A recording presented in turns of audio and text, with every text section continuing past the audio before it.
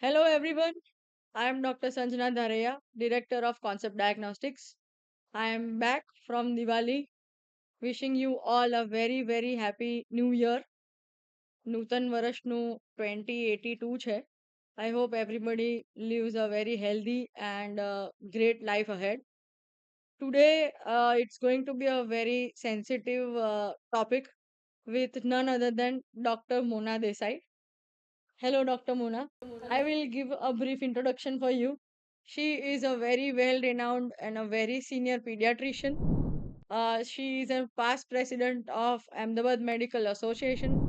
She has been a president of Mahila Summer Societies, and too many societies and associations have been under her wing. And I think it's very less to tell her introduction in some 5-10 minutes. I think I'll need the whole podcast to just introduce you, because I know that you ride all the seven horses, like the Krishna Bhagwan being the Sarthi in Mahabharat, and you are the Arjun, and that is how I have always seen you.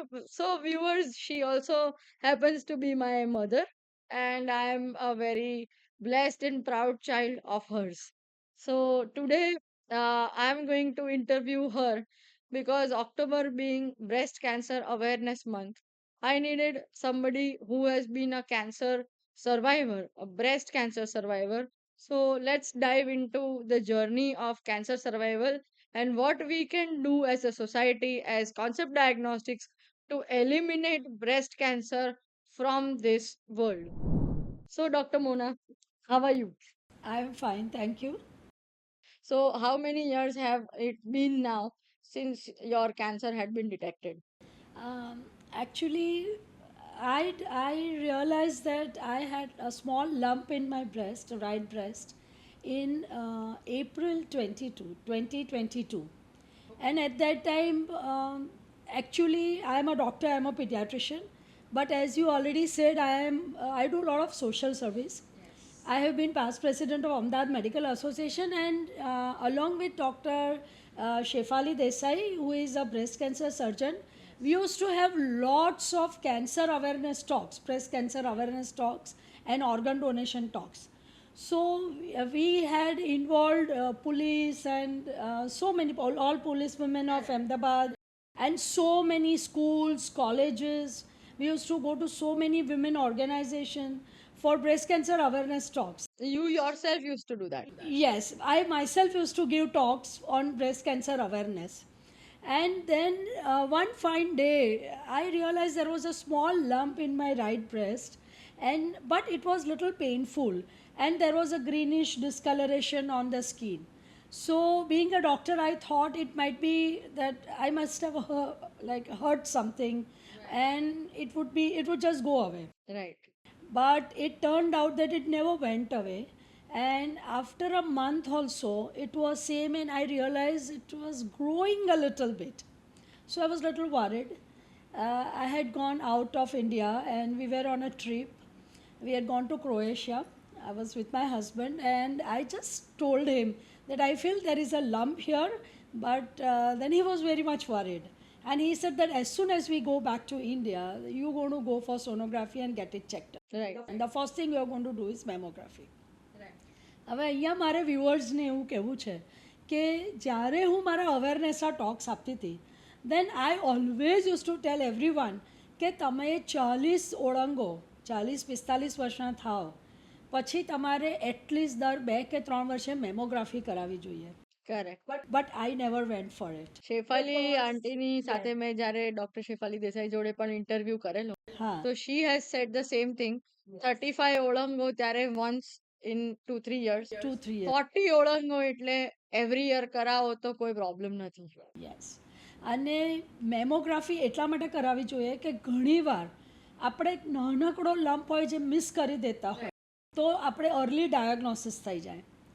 But as every one feels, બધાને એવું લાગતું હોય છે, દરેક સ્ત્રીને એવું લાગતું હોય કે મને કેન્સર કેવી રીતે થાય. I was also one of them. મને એવું હતું કે આઈ એમ સો હેલ્ધી, સો એક્ટિવ, અને જે કેન્સરના રિસ્ક ફેક્ટર્સ હોય બ્રેસ્ટ કેન્સરના આપણે 1 2 3 4 risk factors we will talk about it. કદાચ તમે એની વાત કરેલી જ હશે કે ભાઈ કોઈને અર્લી પીરિયડ શરૂ થયો હોય દીકરીને, ક્યાં તો એને બાળકો મોડા આવ્યા હોય, કાં તો ના આવ્યા હોય, કે બ્રેસ્ટ ફીડિંગ ના કરાયું હોય, ક્યાં તો એમને કોઈ હિસ્ટ્રી હોય ઘરમાં, કોઈ બીજા સ્ત્રીને માને કે કોઈને કેન્સર હોય, તો તમારા કેન્સર થવાના રિસ્ક વધી જાય છે. હવે આમાંથી કોઈ જ મારામાં કોઈ પોઈન્ટ્સ નહોતા. I had my periods at a very normal time. That was when I was like 12 or 13 years old, 13 14 years old. એટલે નોર્મલ હતું. Very active childhood. સરસ ટાઈમે આવી ગયેલા 25 અને 30 વર્ષે. મારા મેરેજ બહુ ટાઈમસર થઈ ગયેલા. મારા ઘરમાં કોઈને જ કેન્સરની હિસ્ટ્રી નહીં, મારી મેટર્નલ સાઈડ પર કે પેટર્નલ સાઈડ પર કોઈને કેન્સર હતું જ નહીં. એટલે ઓફકોર્સ હાર્ટના પ્રોબ્લેમ્સ હતા, પણ કેન્સરના પ્રોબ્લેમ તો કોઈને જ નહોતા. એટલે આઈ ઓલવેઝ ફેલ કે આઈ એમ સો હેલ્ધી, અને આઈ વોઝ એન એથ્લીટ. હું મારી નાનપણમાં પણ બહુ જ સ્પોર્ટ્સ રમતી. I use to be a volleyball state player અને ખોખો સ્ટેટ પ્લેયર, અને દોડવામાં પણ હું બહુ સરસ હતી. આઈ એમ વેરી ટોલ, એટલે મને આ બધા સ્પોર્ટ્સમાં બહુ જ ઇન્ટરેસ્ટ હતો. અને till my age of 50 I use to do lot of gym. એટલે હું બહુ જ એક્ટિવ હતી. એવું નહોતું કે મારી બહુ સિડેન્ટરી લાઈફ હતી કે હું આમ બેસી રહેતી હતી. મને પણ ખબર છે, because we have seen you. આખી વાર you are always running around, બધી જ રીતના મેનેજિંગ ઓલ ઓફ અસ, મી, આદિત્ય, પપ્પા and the hospitals and everything, બધું જ. એટલે વી હેવ ઓલવેઝ સીન કે, અને વી use to tell you in a joke કે મમ્મી તું પેટ્રોલ પીવે છે કે, કારણ કે ખાતી તો છે નહીં, તો તું પેટ્રોલ પર કેવી રીતના ચાલે છે.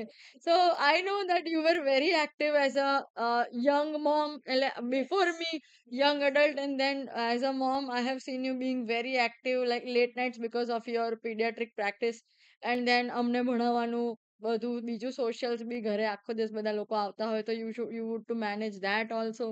પણ I have never seen you resting, like આમ lazy, આમ પડી રહી હોય કે ઘરે ટીવી જોતી હોય, તો કોઈ દિવસ મેં જોયું જ નથી. એટલે I have never imagined you being in that frame કે તું માંદી પડે. અને touch wood that I have never seen you ill also.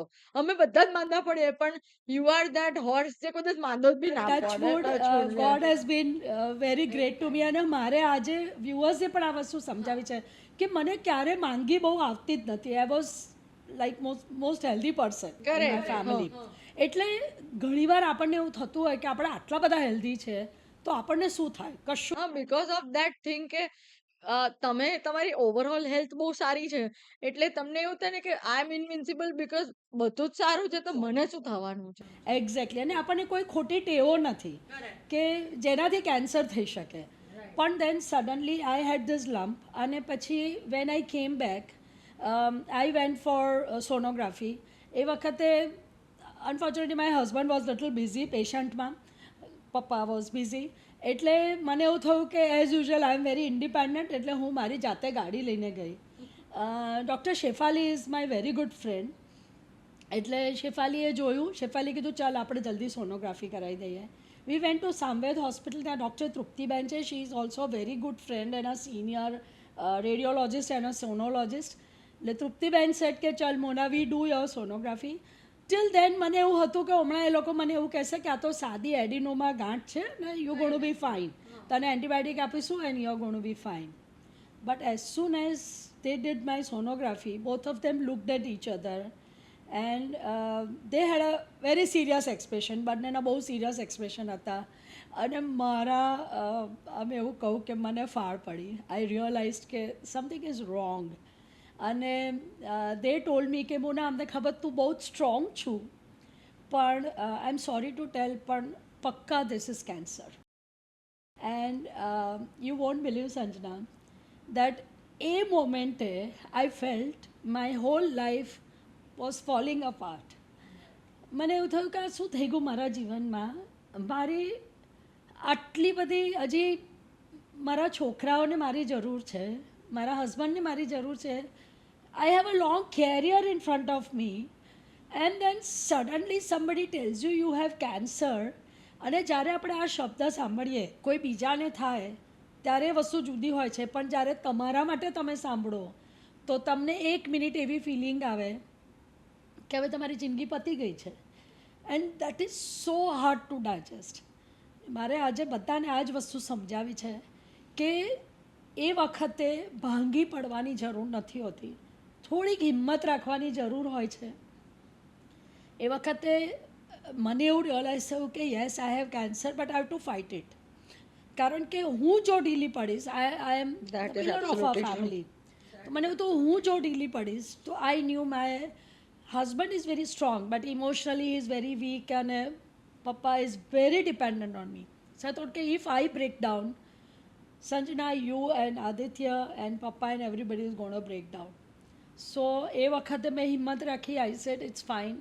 And then Papa came and he got the news and he was complete wreck knowing that I have a cancer. I know because મારો ત્યારે ફ્રેક્ચરમાં પગ તૂટેલો. અમે લોકો બહારગામ ગયા હતા and I broke my leg. Yes. અને we back, all of us came back on Sunday. You guys came back on Sunday morning. We came on Sunday night and you and Papa had come to meet me. I think in 12 વાગે કેવી રીતના તમે મળવા આવેલા મને અહીંયા જ. અને none of you told me anything because it was all under assumption or you were trying to wait for the diagnosis કે શું છે. So none of both of you did not tell me કે you are suspecting breast cancer or he is suspecting some cardiac disease, which was also હતું જ જોડે જોડે. And you had just told me કે પપ્પાનું પેલું test કરાવવાનું છે, એન્જિયોગ્રાફી કરાવવાની છે on Thursday. And I clearly remember it was a Tuesday when you went for this mammography ને sonography માટે. અને I was in my room when you called me up and when you called I thought કે બપોરના 2:30 એટલે 3:30 4ની વચ્ચે you had called. So મને થયું કે પપ્પાનું ટેસ્ટ જલ્દી કરી લીધું હશે because it you never told me about your cancer. એટલે મને થયું કે તમે જલ્દી ગયા હશો because કંઈક બીજું ઇમરજન્સી થઈ ગઈ હશે. એટલે I picked my call thinking કે પપ્પાનું ડાયગ્નોસિસ અને હવે આગળ શું કરવાનું છે એનું તારે કહેવાનું હશે. અને it was a shock of my life when you said કે સંજુ બેટા મને કેન્સર છે અને it's a malignant cancer. અને I could see my whole life flashing in front of me ke that's not possible and I could not stop crying. Right now too it's very emotional when I remember the whole thing. But I'm glad that you are alive and here. It's just because of your prayer તમે છોકરાઓના લીધે. It's not about the prayer, it's about the time of diagnosis. That important part is the diagnosis of your disease. કે તું એ time પર પહોંચી ગઈ અને તે because you are a doctor and you are so aware of everything, you could self diagnose your cancer, which in majority of the cases in layman જેમને ખબર જ ના હોય કે લમ્પ શું કહેવાય, કેવું હોય અને બ્રેસ્ટમાં કેવી રીતે ચેક કરવાનું કોઈને ખબર નથી હોતી.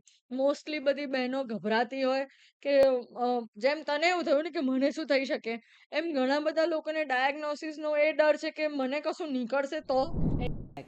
એટલે મારે આ જ સમજાવવું છે લોકોને કે પછી મારી બાયોપ્સી થઈ અને ઇટ ટર્ન્ડ આઉટ કે it was cancer and then I got treated. પણ મારે આજે એક જ વસ્તુ બધાને સમજાવી છે કે હું એટલી નસીબદાર હતી કે જ્યારે મારું ડાયગ્નોસિસ થયું it was definitely a cancer અને ડૉક્ટરે કીધું કે એના બીજા બધા પણ બ્લડ ટેસ્ટ કરાવવા પડશે. અને fortunately it turned out to be a HER2 negative cancer. જે લોકો અમુક ડૉક્ટર્સ કે કોઈ એડ્યુકેટેડ હોય ને જેને પોતાને બ્રેસ્ટ કેન્સર થાય એને સમજી ખબર પડે. સો ડૉક્ટર સેડ કે આપણે પહેલાં તમારી સર્જરી કરાવી દઈએ. સર્જરીમાં ઓન ટેબલ બાયોપ્સી કરીશું અને એ પછી વી ટેક અ કોલ કે તને કીમો આપવી કે રેડિયો આપવી કે શું કરવું. So then as you know my surgery was plan because biopsy એકવાર પંચ બાયોપ્સી કરી પછી એવી બીક લાગે કે કેન્સર જલ્દી સ્પ્રેડ થાય છે એટલે usually we don't wait much. My surgery as you know it went for 5 hours. અને એ લોકોએ ગળાની બગલમાંથી છાતીમાંથી બધેથી જ ગાંઠો જેટલી હતી એ કાઢી. પણ ફોર્ચ્યુનેટલી મારું જે કેન્સર હતું એ ખાલી એ લંપમાં જ હતું કારણ કે my diagnosis was very early as you sad. મારે આજે આ જ વસ્તુ સમજાવી છે બધાને કે દરેક સ્ત્રીએ આપણે જ્યારે નહાતા હોઈએ ત્યારે આપણા બ્રેસ્ટનું એક સેલ્ફ એક્ઝામિનેશન કરવું જ જોઈએ. અને એવું નથી કે બ્રેસ્ટ કેન્સર ખાલી સ્ત્રીઓને થાય, બ્રેસ્ટ કેન્સર પુરુષોને પણ થતા હોય છે. એટલે એના પણ ઘણા બધા કેસીસ છે કે જ્યાં આગળ બ્રેસ્ટ કેન્સર પુરુષને પણ થાય. એટલે આઈ થિંક દરેક હ્યુમન બિઈંગ આપણે જ્યારે નહાતા હોઈએ it takes not more than 2 minutes. તમારે ફિંગર્સથી સેલ્ફ એક્ઝામિનેશન કરવું જોઈએ. જો તમને કોઈ ગાંઠ જેવું લાગે તો તાત્કાલિક ડૉક્ટરની સલાહ લો. અને જેમ મેં કીધું એમ મેમોગ્રાફી કરાવો. અર્લી ડાયગ્નોસિસ થશે તો આપણું જીવન બચી જશે. એવું છે કે બ્રેસ્ટ કેન્સરના સર્વાઈવલ રેટ બહુ જ સરસ છે. બહુ જ ઓછા લોકો એવા જોવા મળે છે કે જે લોકોને બ્રેસ્ટ કેન્સરથી મરી ગયા હોય, કારણ કે એનું અત્યારે ટ્રીટમેન્ટ બહુ સરસ થઈ રહી છે. પણ એનો અર્થ એવો નહીં કે આપણે બેદરકારી કરીએ. જો આપણે લેટ ડાયગ્નોસિસ કરીશું તો આ કેન્સર બીજા અવયવમાં ફેલાઈ જશે, શરીરમાં ફેલાઈ જશે, and it is going to be very difficult. બીજું કે because it was a very early diagnosis, મારું બ્રેસ્ટ બી રિમૂવ ના કરવું પડ્યું, ખાલી ટ્યુમર રિમૂવ થયું, અને cosmetically it was very nice. Because for any woman, કોઈ પણ સ્ત્રી માટે એક બ્રેસ્ટ રિમૂવ કરવું એટલે એક એનું ડિગ્નિટી ઓછી થઈ જાય, એનો સેલ્ફ કોન્ફિડન્સ ઓછો થઈ જાય. એટલે મારે આજે એક બધાને મેસેજ પણ આપવો છે કે please do it early, diagnosis early. નથી, ડરવાની જરૂર નથી. એનું ડાયગ્નોસિસ ફાસ્ટ થાય, એની ટ્રીટમેન્ટ તરત શરૂ થાય અને પરફેક્ટ ટ્રીટમેન્ટ અપાય તો આપણે એમાંથી બહાર નીકળી જવાય છે. અને તમારી જિંદગી નહીં, તમે એક જણને કેન્સર થાય, એ કેન્સર તમને એકલાને અફેક્ટ નથી કરતું, તમારા આખા ફેમિલીને અફેક્ટ કરતું હોય છે, તમારી આખી જિંદગી રેક થતી હોય છે. તો આઈ થિંક જો રાઈટ ટાઈમે ડાયગ્નોસિસ અને ટ્રીટમેન્ટ મળે અને આપણે બચી જઈએ તો તમે કીધું ભાઈ જીવન બીજા બચાવી શકો છો, અને you can live a very healthy life, right, letter on. Exactly. So that is what I want to try tell my viewers, that diagnosis thi डरो नहीं. Diagnosis is for your own good. What do you want to tell your viewers, mine and yours too? Okay, how do you have to go about? Yes, હું પહેલાં બધાને એક એવી સલાહ આપીશ, self diagnosis એટલે જે self examination of breast compulsory, mammography compulsory. તમને બધાને શરમ આવતી હોય પણ હવે એવું નથી હોતું. ત્યાં આગળ Female જ હોય છે. મેમોગ્રાફીમાં ફિમેલ જ નર્સ હોય છે, ફિમેલ જ ડૉક્ટર હોય છે. તમારે કોઈ શરમ રાખવાની જરૂર નથી હોતી. ઇવન સોનોગ્રાફી Female જ કરે હોય તો એમાં પણ ફિમેલ જ સોનોગ્રાફી કરતી હોય. એટલે તમને કોઈ ક્ષોભ રાખવાની જરૂર નથી હોતી. આપણે અડધી ટાઈમ શરમથી અને એ બધાથી આપણા રોગો વધારી દઈએ છીએ. બીજી વસ્તુ મારે એક સ્ત્રીઓને કહેવી છે કે આપણે બધાની જીવનમાં કાળજી રાખીએ છીએ પણ આપણે આપણા જાતની, આપણા હેલ્થની કાળજી નથી રાખતા. આપણને એવું થાય છે કે ચાલશે, છાતીમાં દુખતું હોય, માથામાં દુખતું હોય, આપણે કંઈ ચાલશે, કોઈની પૂછીને કંઈક દવા લઈ લઈએ, પેરાસિટામોલ લઈ લઈએ, અને આપણે આપણા રોગને વધારતા રહીએ છીએ અને આપણે કોઈને કહેતા નથી. એવું ના કરવું. એના માટે એક અવેરનેસ લાવો, કારણ કે તમે તમારા કુટુંબ માટે બહુ જ ઇમ્પોર્ટન્ટ છો. તમે જો જીવનમાં હશો તો તમે બધા માટે કંઈક કરી શકશો, પણ તમે જ માંદા પડીને તમે જ નહીં હો તો તમે કોઈનું કાંઈ નથી કરી શકવા. અને ત્રીજી વસ્તુ જે મોસ્ટ ઇમ્પોર્ટન્ટ છે, મારે એ કહેવું છે કે કદાચ તમને આવું મારા જેમ ડાયગ્નોસિસ થયું કે કેન્સર છે, તો પેલું કહેવાય છે ને કે don't die before your death. તમારા મોત પહેલાં મરી ના જાઓ. એટલે તમે એટલા બધા ડરી ના જાઓ કે ઓ હવે મારું શું થશે. તમે એક પોઝિટિવ એટીટ્યૂડ રાખશો અને ફાઇટ કરશો ને તો ચોક્કસ કેન્સરને આપણે હરાવી શકીશું. That positive attitude inside you એ તમારા શરીરની અંદર એટલા સરસ એન્ટીબોડીઝ ફોર્મ કરતા હોય છે કે જે આની સામે લડત આપી શકે. આપણે ઢીલા પડી જઈએ, આપણે ડરી જઈએ તો રોગ આપણા ઉપર હાવી થઈ જાય. એટલે કોઈ બી રોગ હોય, કેન્સર નહીં, કોઈ બી રોગ હોય, એનો સામનો આપણે પોઝિટિવ એટીટ્યૂડથી કરીએ તો ટ્રીટમેન્ટ તો કરવાની જ છે, Correct. પણ એ ટ્રીટમેન્ટની અસર વધારે સારી થાય, રાઈટ. એટલે આઈ ફીલ કે રેડિયોથેરાપી કરવી પડે, કીમોથેરાપી કરવી પડે, કોઈ પણ વસ્તુ કરવી પડે, એ બધું જ કરી શકાય. આઈ વોઝ લકી કે મારે કીમો ના લેવી પડી. I had only to take radio. It was very painful sometimes. Constriction થતું હતું, હજી પણ મને પેઇન થાય છે. આજે 3 વર્ષ થઈ ગયા મને, હજી પણ મને રેડિયોથેરાપીના ફાઇબ્રોસિસનું પેઇન થાય છે છાતીમાં, બટ ઇટ્સ ઓકે. એને લાઈફના આપણે ઇઝીલી લઈ લેવાનું. આ બધી વસ્તુઓને આપણે સિરિયસલી ના લઈને એક પોઝિટિવ એટીટ્યૂડથી દોડીએ તો જીવનમાં સાચે જીવવાની ખૂબ મજા આવે છે. એટલે મારી વ્યુઅર્સને આજે એક જ મેસેજ છે કે fight whatever you get અને જિંદગીને ખુલ્લા દિલથી જીવો. Like I said, diagnosis is the only tool to beat cancer as early as possible. So please do not be afraid. Concept diagnostics અને એવા બહુ જ બધા બીજા સેન્ટર્સ અને હોસ્પિટલ્સ છે જ્યાં મેમોગ્રાફી અવેલેબલ છે. We have state of the art mammography machines and radiologists and female technicians as Dr. Mona said. એટલે ડરવાની જરૂરત નથી. તમને શરમ આવે તો એની પણ જરૂરત નથી. બધું જ સ્ટાફ અને બધા જ તમારા સપોર્ટમાં છે. So please don't be afraid of diagnosis. એવું ગભરાઓ નહીં કે મને કશું થશે, નીકળ્યું કશું તો શું કરશું? તો પ્લીઝ તમે અમારા વ્યુઅર્સને એ પોઈન્ટ પર સમજાવો. યસ, બીજી એક વસ્તુ મારે ખાસ કહેવી છે. આપણા ત્યાં એવું હોય છે કે સ્ત્રી પોતાના માટે ખર્ચો નથી કરતી. પોતાને ડાયગ્નોસિસ કરવું હોય, પોતાના ટેસ્ટ કરાવવા હોય તો એ ના જાય. કેમ? કારણ કે ઓહો, મારે 1000 રૂપિયા, 1500 રૂપિયા, 2000નું મેમોગ્રાફી કરવી. પણ એ વસ્તુ નથી સમજ. તમે એક હોટલમાં ખાવા જાઓ છો તો એનાથી વધારે તમે અત્યારના ખર્ચો કરી કાઢો છો. આ તમારા જીવન માટે છે.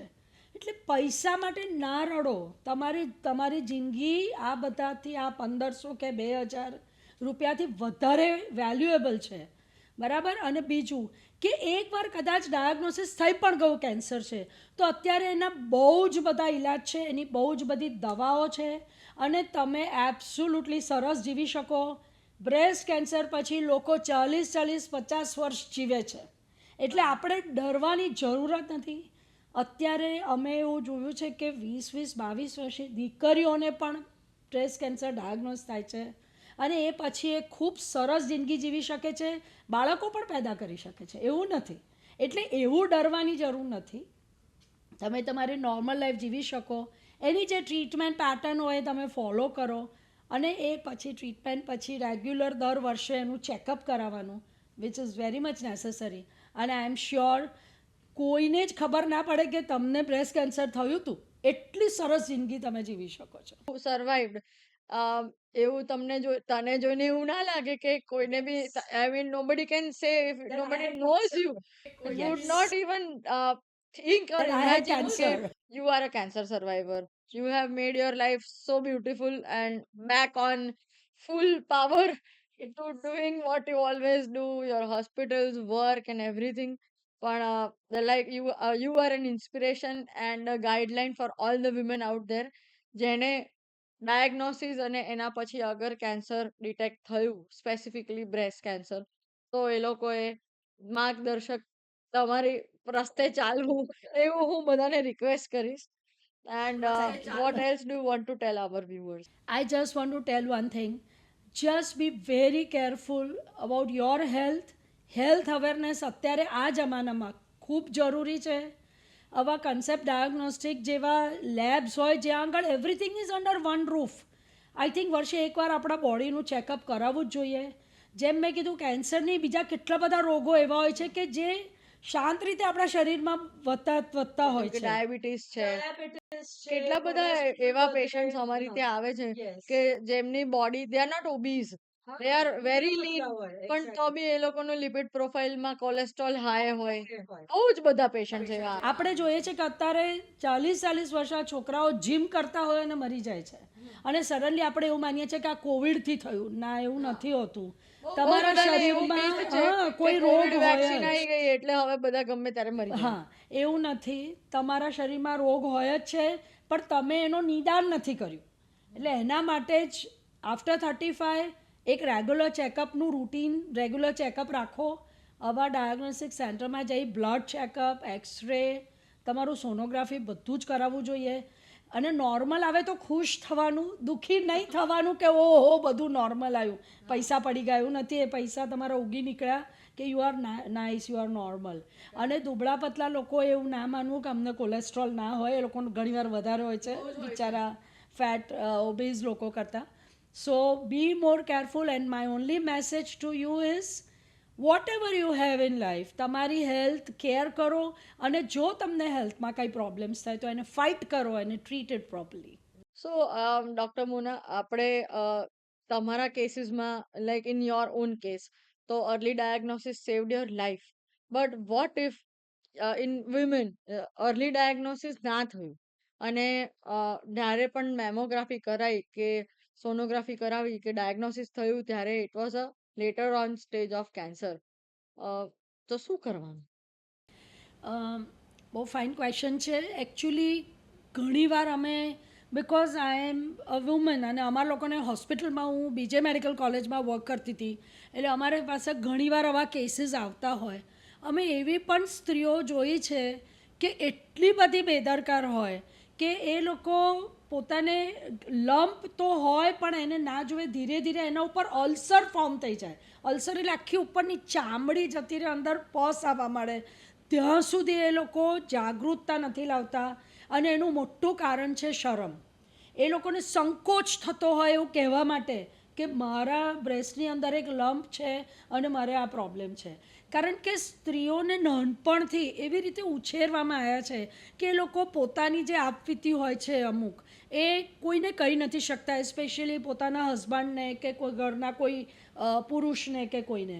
અને કોઈ સ્ત્રીને ઘરમાં કહે, પણ સ્ત્રીઓને કેટલા બધા ફેમિલીઝમાં અમે જોયું હોય છે કે સ્ત્રીઓનો કોઈ અવાજ જ નથી હોતો કુટુંબમાં. એટલે પુરુષને કહેવું પડે જેથી આગળ કશું કરી શકે, બરાબર. પણ હજી પણ જે રૂરલ એરિયાઝ છે, એટલે જ્યાં આગળ ગામડાઓની આપણે વાત કરીએ, છેવાડાના જે ગામડાઓ છે, ત્યાં સ્ત્રીઓ હજી એટલી જ દબાયેલી છે, હજી પોતાની જાતને એ લોકો બહાર નથી બોલી શકતા. અને જ્યારે અમે આવા કેસ જોઈએ ત્યારે ખૂબ દુઃખ થાય. અને ઘણીવાર એવું થાય કે એ લોકોનું આ જે કેન્સર છે એમને આ બચ્ચાદાનીમાં કે અંડાશય એટલે ઓવરીઝમાં અને બધે ફેલાઈ ગયું હોય, અને લંગ્સમાં કે આંતરડામાં પણ ફેલાઈ ગયું હોય, અને એટલા બધા લે સ્ટેજે આવે કે આપણે એમને ટ્રીટમેન્ટ તો આપી શકીએ પણ એ લોકો બચતા નથી. એટલે મહેરબાની કરીને હું એવું માનું છું કે આપણે, તમને જ્યારે પણ આ ગાંઠ ફીલ થાય, જો એ નોર્મલ ગાંઠ હશે તો ડૉક્ટર તમને કહી જ દેશે કે આ નોર્મલ ગાંઠ છે, તમારે ડરવાની જરૂર નથી. પણ જો આ ગાંઠમાં પ્રોબ્લેમ હોય, કેન્સર ડાયગ્નોઝ થાય, તો એની બાયોપ્સી કરાવવી પડે. બાયોપ્સી કરાવવી ખૂબ જરૂરી છે, કારણ કે એના પરથી કઈ ટાઈપનું કેન્સર છે એનું નિદાન થઈ શકે, અને એના ઉપરથી એની દવાઓ, એની ટ્રીટમેન્ટ નક્કી થાય. હવે જે આપણે ટ્રીટમેન્ટ મોડ્યુલ પર જો જઈએ કેન્સરની, તો કેન્સરની દવાઓની અંદર તમારે હોર્મોન થેરપી કરવાની હોય છે, બીજું કીમોથેરપી અને રેડિયોથેરપી અને સર્જરી, બરાબર. આટલી બધી વસ્તુ હોય. પેશન્ટ્સને એવું હોય છે કે, અને સોસાયટીનું જનરલ એક મિથ છે કે કીમોથેરાપી કેન્સર ડિટેક્ટ થયું અને કીમો કરાવવાની છે એટલે તમારી લાઈફ ફિનિશ થઈ ગઈ. પણ એવું છે નહીં, because you you can tail me more about it. હા. તમારી વાત બહુ જ સાચી છે. આમાં એવું છે કે પહેલાંના જે કીમોના જે ડ્રગ્સ હતા, એ ડ્રગ્સ એટલા બધા સારા નહોતા. એ વખતે કીમોથેરાપીથી સ્કિન પર પિગમેન્ટેશન થતું હતું, કાળાશાઈ જતી હતી, વાળ બધા જતા રહે, અને બહુ જ પ્રોફાઉન્ડ વીકનેસ, લોહીના કાઉન્ટ ઓછા થઈ જાય, લોહી ઓછું થઈ જાય, અને જે કીમો લઈને વ્યક્તિ આવ્યું હોય એ બિચારું ખાટલા પરથી ઊભું ના થઈ શકે, બરાબર. પણ હવે નવી દવાઓ ખૂબ સરસ આવી છે, નવા મોડાલિટીઝ, બધું કેટલું બધી શોધ થયેલી છે. હવેની દવાઓથી પિગમેન્ટેશન થતું નથી ચામડીનું. કેટલી બધી દવાઓ એવી છે કે જેનાથી એટલા બધા વાળ નથી જતા, પણ અમુક ટાઈપનું કેન્સર હોય ને અમુક દવાઓ લેવી પડે તો થોડા સમય માટે વાળ ખરી જાય, પણ પછી એ વાળ પાછા ઉગી જાય છે. એટલે કદાચ તમારે 3-4 મહિના જ્યારે કીમો ચાલુ હોય ત્યારે એવું બને કે તમારા વાળ જતા રહે, ઓકે, તો એ વખતે તમે કંઈ સ્કાર્ફ પહેરો, કે હવે તો વીગ બહુ સરસ મળે છે, એવું કંઈ પહેરીને ફરો, પણ પછી પાછા તમારા નોર્મલ વાળો એટલા સરસ વાળ આવી જતા હોય છે. એટલે એવું નહીં માનવાનું કે કીમો લઈએ, મારા વાળ જતા રહ્યા એટલે હવે આખી જિંદગી હું વાળ વગર બોલ્ડ ફરીશ, એવું નથી થતું. સ્કિન પર બી કોઈ અસર નથી થતી. વીકનેસમાં એવું છે કે કીમો લઈને 1 કે 2 દિવસ તમને થોડી અશક્તિ લાગે, પણ પછી તો બધા નોર્મલ કામ કરી શકતા હોય છે, એટલું સરસ તમે ફરી શકો. અને કીમોની જે સાયકલ ડૉક્ટર તમને કહે અઠવાડિયે કે 15 દિવસે કે 21 દિવસે, એ પ્રમાણે કીમોની સાયકલ લેવાની હોય છે. ડ્રગ્સ થોડી મોંઘી છે, પણ આઈ થિંક જાનથી વધારે મોંઘું કશું જ નથી. આપણો જીવ બચતો હોય તો આપણે આ બધું જ કરી શકીએ. એટલે કીમોથી ડરવું નહીં. કીમો એટલા બધા ખરાબ નથી હવે. ન્યુઅર ડ્રગ્સ બહુ જ સરસ આવી છે, અને એનાથી બધી આડઅસરો પણ ઘણી ઓછી થાય છે. એટલે એનાથી આપણે ડરવું ના. પણ વોટ ઇઝ ધ એટલે જેમ કે તમે કીધું હોર્મોન થેરપી છે, પછી કીમો છે, પછી રેડિયોથેરપી છે ને સર્જરી છે. Everybody knows about chemo and surgery because it is very profound, બધાને ખબર જ છે. પણ હોર્મોન થેરપી અને રેડિયોથેરપી એ શું છે અને how is it different from chemotherapy? રેડિયોથેરાપીમાં એવું હોય છે કે સપોઝ ફોર એક્ઝામ્પલ આપણે બ્રેસ્ટ કેન્સરની અત્યારે વાત કરીએ છીએ, બીજા બધા કેન્સરની આપણે વાત નથી કરતા. તો બ્રેસ્ટ કેન્સરની અંદર આ કેન્સર ચેસ્ટમાં છે, બરાબર, બ્રેસ્ટના ટિશ્યુમાં છે. તો એવા રેઝ અંદર નાખે કે જે કેન્સરના સેલ્સ હોય, જે એના કોષ હોય, એના કોષ હોય એ ટોટલી ડિસ્ટ્રોય થઈ જાય, બરાબર. પણ એક વસ્તુ છે કે સારા સાથે પેલું ખરાબ સાથે સારું પણ જાય, પેલું કહે છે ને કહેવત કે સૂકા સાથે લીલું પણ બળે. એટલે તમારા જે સેલ્સ સારા હોય એ પણ આજુબાજુના ડિસ્ટ્રોય થાય. એટલે એના માટે એ લોકો બહુ જ હવે રેડિયોથેરપી આપતી વખતે એ લોકો એવા મોલ્ડ્સ અમને બનાવીને આપતા હોય છે કે જેનાથી જે સારા સેલ્સ છે એ બહુ ઓછા ડિસ્ટ્રોય થાય અને એ લોકો ટાર્ગેટ કરી શકે કે જે ટ્યુમર છે એના ઉપર જ આ રેડિયોથેરાપીના રેઝ લાગે. એમાં 21 કે 25 કે 27 કેવી રીતના રેડિયોથેરાપીના સિટિંગ્સ હોય છે. થોડાક જનરલાઇઝ આપતા હોય છે એ લોકો, કારણ કે એ લોકો એ પણ જોવાનું હોય કે સેલ્સ થોડા આજુબાજુ રહી ગયા હોય, કારણ કે એક પણ નાનો કોષ રહી ગયો હોય કેન્સરનો તો એ ફરીથી કેન્સર ફેલાવે અને તમને રિલેપ્સ થાય અને ફરીથી તમને કેન્સરનો ઈલાજ ચાલુ કરવો પડે.